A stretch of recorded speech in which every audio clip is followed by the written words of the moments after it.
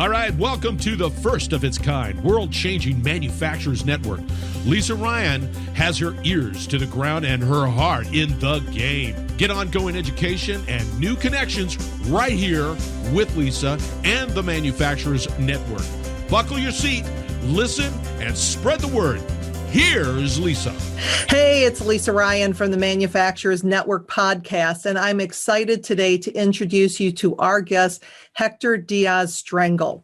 Now, Hector has spent most of his career in manufacturing. He's currently the president of ATA Tools, but he's been involved with chemicals, plastics, cutting tools in both the Mexico and the United States, and with companies, working with companies both large and small. So you're going to hear lots of different insights from different types of companies. So Hector, welcome to the show. Hi, Lisa. Thanks for having me. Well, share with us a little bit about your journey in your career and how you ended up where you're at now. Well, without boring everybody with many details, I did start in Mexico. That's where I'm originally from, as an engineer. I worked there for a couple of years, and then a company that was looking to expand in Mexico, based out of Indiana, went to Mexico to look for an engineer to train and send back down there to open the market up for them. It was a chemical company, and the plan was I was going to come here for a couple of years and then go back to Mexico. And 20 years later, here I am. So that never actually happened, which has worked out very well. The company was doing well, but they saw more opportunity in the U.S. than in Mexico. So I helped them build another plant in Ohio. That's how I ended up in Ohio back in '99. And then there was a small privately held company. We were then acquired by a larger organization. And then I moved to other places. I worked in companies, public and private, tiny and huge. So I have very different perspectives, including private equity at some point. So I got to a point about 5 years ago in which ATA, an Irish company, was looking for somebody to run their U.S. business. We got connected, and I liked what they were doing and where they wanted to go. And here we are 5 years later. Oh, awesome. So what are some of the things that are working right now, whether it be with your employees or your processes? I know before we got started with the official podcast, we were talking a little bit about the toll that the pandemic has taken and how you've kind of rebuilt from that. But why were you able to do that? You know, just kind of take us through that journey and what's been working for you. Well, many different things. Fortunately, again, we went through the lows of the pandemic as every other business in the U.S. We're coming out of it. But many things helped us get through that. One is our employees, the 75, 80 people that work with ATA were committed to seeing us through it, both from a safety and health point of view, as well as a customer service point of view, and make sure that customers were not going to see a disruption in service. And that didn't happen. But we also have the product side of things. We have customers that want our product, that want to continue to have ATA service them. When the pandemic started and we realized it is not only a health issue, it's going to become an economic issue very quickly, as it did. We started, all of us that had gone through the 2008, 2009 collapse, trying to look back and learn from what happened 10 years ago, 12 years ago, and what could be applied to this situation. When we put our plan together, it was clear to us that if we had a strong product, if we have a strong track record with quality and service for our customers, we were in a good position to be able to make it through the crisis. We are also fortunate that we have a good financial footing, not that 2020 was an easy year to get through with the drop in business, but we were on a solid footing. So we didn't have to worry about whether we're going to be able to pay our bills or having a cash flow to manage our business. So that gave us an opportunity to get down to basics. It really was about, let's make sure our quality doesn't suffer. Let's make sure that whatever orders we have coming in, we are servicing them. And let's make sure that we're ready for any other opportunities, because companies that we compete against that may not be in that same situation, where they may have a weaker starting position to begin with, we're bound to make their customers nervous. And we saw some of those opportunities coming our way. We saw, as difficult as 2020 was, we generated a lot of new business opportunities that 2021 we're going to see a full year effect because we were ready to take on that new business. So a lot of things that had to come together, but we didn't put them together in 2020. They were already there. We just needed to be mindful of where our priorities needed to be. So in a market where you're talking about your competition and some of the customers, from a sales standpoint, it's so hard because you weren't allowed in the plants and, it was difficult to maintain those customer relationships that you had. So what were some of the things that you did to attract new customers to you? Yeah, I think it started really back in 2016, 2017. After I joined the business, a new director of sales came on board about a year later, and we spent those first couple of years putting a sales team together. We have 5 salespeople that are dispersed throughout the U.S. and Mexico, but then under that, we have a network of manufacturer representatives as well as a large distribution network. So we spent a couple of years putting all of that in place, making sure that we had the right people in the right places and we were aligned with the right external partners. And when 2020 hit, the effort that we put over those few years, it all came to fruition. Even though our salespeople, as you point out, haven't been able to go and travel and see customers other than those that they can go and drive to see if those customers are seeing vendors, they had such good relationships that, of course, the technology helps. Zoom and cell phones and technology, e-communication helped us to stay close to those customers. So we were ready to start doing a lot of webinars, which we were already going to do in 2020, but this accelerated the effort for us. So we were able to reach many people that in the past, when our salespeople will go and try to talk to a distributor and an end user, it's difficult to get people's times to talk to a salesperson in right. any.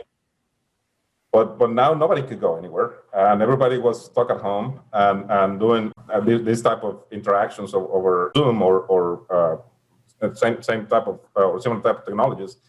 So we found that we were able to reach many more people than we would have been able to reach had we been traveling all over the U.S. So we generated a lot of business. One of the highlights for ATA, especially in the U.S. business for 2020, was the amount of new opportunities that we were not only able to identify, but we actually were able to close while being remote. And I kept telling this to the sales force all throughout the year. I don't know how you're doing it, but keep doing it because it's working. And again, we expect to see your effect this year.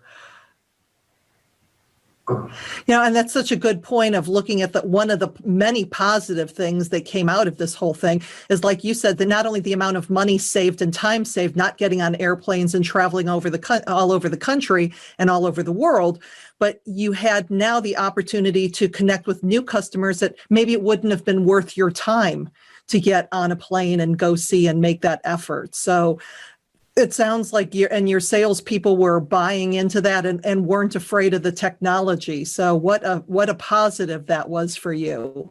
Yeah, and I give them a lot of credit because they're salespeople. They want to be out there. They want to be talking to customers, and they want to see how the product works and troubleshoot issues that a potential new customer may be having. They couldn't do any of that physically, but they found a way to do it remotely and be successful at it. So again, that was definitely one of the highlights for our business last year. Now, one of the things that you mentioned when you assembled the sales team 5 years ago when you came on board is you were looking for the right people. And that's so important when it comes to culture. But what to you helped you determine who was the right person and getting that right fit for your company so you do have those long-term dedicated salespeople? Yeah, we had a sales force, and some of them were good individuals, but they were thinking more about retirement than what the next step in their career was going to be. So we knew we were going to have openings regardless. But then as we started looking at not only the type of, remember, we were new to the business. Myself, I was new to the business. So I had to learn what type of business we had and where the opportunities were. But it was clear that we needed people that were dynamic. We needed people that were hunting for new opportunities, that were motivated and incentivized by finding that new opportunity and closing that piece of business, while being able at the same time to maintain the current business, the base business that we already had, and grow relationships with those customers and find opportunities at those customers as well. So it was more about driven individuals, not somebody. We weren't looking for individuals that could be good at maintaining a sales territory. That has a fit in many cases, but for our needs, we needed somebody that could maintain a sales territory, but more importantly, that were dynamic enough to learn whatever new products. So we keep introducing a lot of new products to our portfolio. Learn those products, become experts at them, but then go out and find opportunities where we could close sales. And it was a I don't know if a unique set of skills that we were looking for, certainly unique for ATA at the time. So it took us a few tries to find the right individuals, and we found them by going out and hiring people, external people. But we also took flyers on internal individuals. For example, we had a marketing coordinator that was in the commercial area, but not in sales at all. But we saw a lot of potential in her, and we threw the challenge at her, and she was very reluctant at the beginning because, again, sales can be scary. Right. Finally, she took the plunge, and she's been very successful over the last 2 to 3 years. So it took a lot of experimenting and taking calculated risks, and so far it's worked out. Yeah, it sounds like it. Well, what is something that is still kind of there that's keeping you up at night? What are some of the things you may be struggling with? Well, definitely the pandemic. I mean, we're not struggling with it. We've been able to manage through it successfully so far, and we're going to continue to be very vigilant about it. But it's all around us. And if that were to come into the facility, of course, I'm not only going to be concerned about our own employees and making sure that they can get through it without any significant issues, but their families as well. But also what that effect is going to have in our business and how do we service the business if we have to manage a potential outbreak. So that definitely has kept me up at night for the last 10 months or so. And the economy, the resulting economic issues that have come because of the pandemic. Again, we're much more optimistic now than we have been over the last few months. We do believe that 2021, especially with the vaccines being available and the vaccination rates continuing to inch up little by little, that things are going to start opening up and the business is going to get back to normal levels. The new administration coming in, hopefully we'll have some type of an infrastructure plan put in place that will help our business. So there are a lot of things that we're hopeful are going to happen, but they do keep me up at night because they haven't happened yet. And we not only we, but all of the U.S. economy needs these things to happen. Right, exactly. And when we look at this podcast from a networking standpoint of just connecting manufacturers together, what would be something that maybe you would either like support or ideas from your manufacturing colleagues to share with you? You know, one of the things that we learned as we went through the pandemic and how our network actually helped us, but hopefully we also helped other companies to try to figure out how do you deal with something that nobody has seen since 1918. I mean, nobody in the world was ready for something like this. So are we doing the right things? Are we overdoing it? Are we not doing enough? All we had was ourselves. And, you know, we're an Irish-based company. So I have counterparts in Ireland, in Germany, in the UK. We have our facilities that we could bounce ideas off each other. But again, it's all within the ATA world.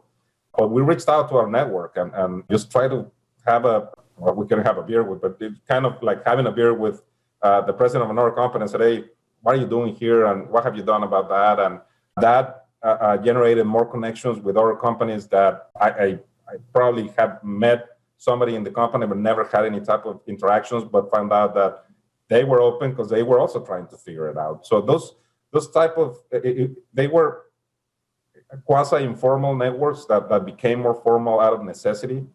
But had those type of interactions been in place, so stuff like what you're doing with this podcast and connecting companies, the next time that any of us has any type of challenge that we've never seen before, having that network to reach out to and being comfortable doing that, because that's another thing that, do I want to tell somebody that we don't know what to do? Well, sometimes you just have to be vulnerable. And that was very valuable for us, being able to talk to other companies and in some cases validate that what we were doing, we were on the right track.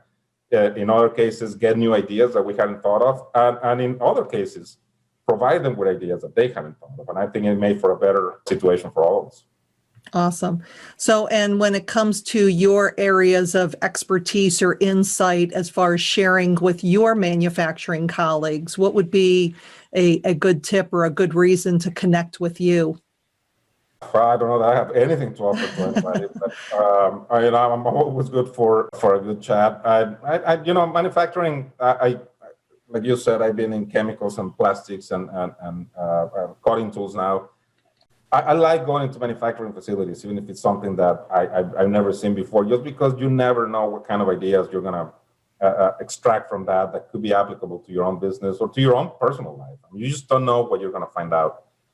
Anybody that would want to connect, we're more than welcome to bring them over to what we're doing, and maybe we'll give them an idea that they didn't think of before. That I find valuable in any industry. Yeah, absolutely. Because sometimes we get so, focused on just our industry, where you could learn something from somebody in a completely different industry that's like, ooh, that's transferable. And that's, and that's the whole point of making those connections. So if somebody does want to reach out and connect with you, what's the best way to do that? It will be through via my email. However, because of my name, it's a really long email. So I'm sure that we can put it on the podcast. Yeah, I'll put it in the show notes. Yeah, okay. That will be the best way to do it. Yeah. All right, awesome. Well, Hector, it was an absolute pleasure having you on the show today. Thank you for being here. I'm Lisa Ryan from the Manufacturers Network podcast, and we'll see you next time. Thank you. Thanks for listening to the Manufacturers Network podcast. Do me a favor and share this podcast with your friends and colleagues so we can grow this network and connect more fantastic folks just like you. You can either send your buddies to the website at manufacturers-network.com or share the Manufacturers Network podcast on your LinkedIn, Facebook, Twitter, Instagram, or wherever you and your industry friends hang out. The bigger and faster we grow the network, the stronger and deeper the community we'll all have. Thanks again, and I appreciate you.